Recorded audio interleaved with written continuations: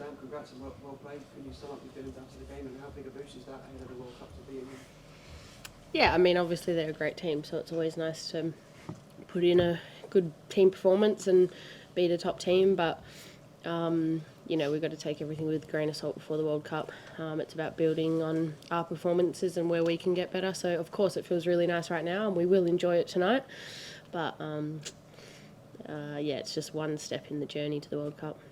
Are you okay? You look like your mum and you're moving off. Yeah, I mean, I've jarred my knee a little bit, but I'll be ready for Villa on Sunday, that's for sure. Yeah, Sam, congratulations.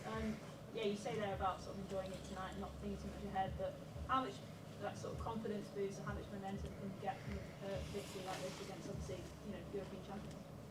Yeah, I mean, it's obviously a really big performance from us. We've got a lot of players out, but unfortunately beating England tonight doesn't win us anything. I wouldn't be here if it did. I'd be out celebrating. But no, it's obviously really, really nice to put in a good performance.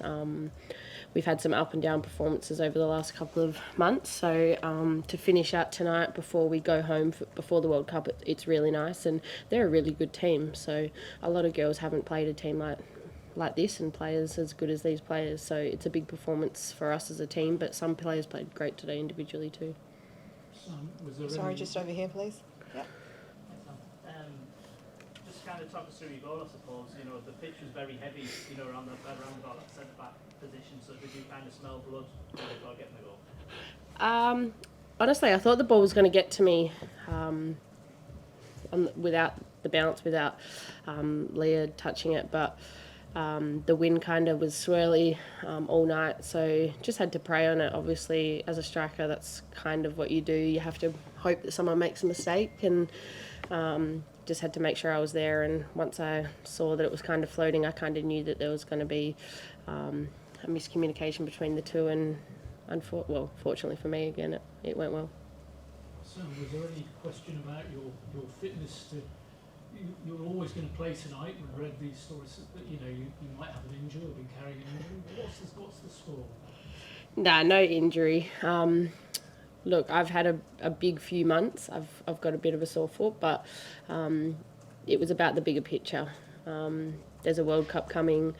Between the national team and Chelsea, we've tried to figure out the best plan for myself, which is best for both teams. And this week, the best plan was to, after a really big week really big month with Chelsea, that it was best that we managed my load. And the plan was always to play 90 minutes tonight. So I'm good to go. And like I said, I'll be good to go Sunday against Villa.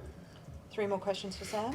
Sam, your coach on Good Friday spoke about the team being very conscious about being ambassadors for the game and growing the game in Australia, where the code probably still sits behind a couple of other football codes, both across men and women's.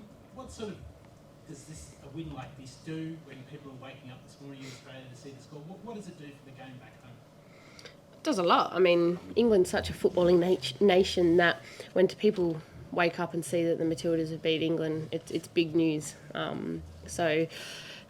Regardless of if they saw the game or not, eyes are peeled to England, go down to Australia. So for us, it's a big win. But like I said, we're not getting too far ahead of ourselves. England are a good team. We have to go home and play with all those pressures of the home crowd. But these wins are obviously good for the team and obviously for the fans. But yeah, hopefully waking up today, there's a few happy Aussies.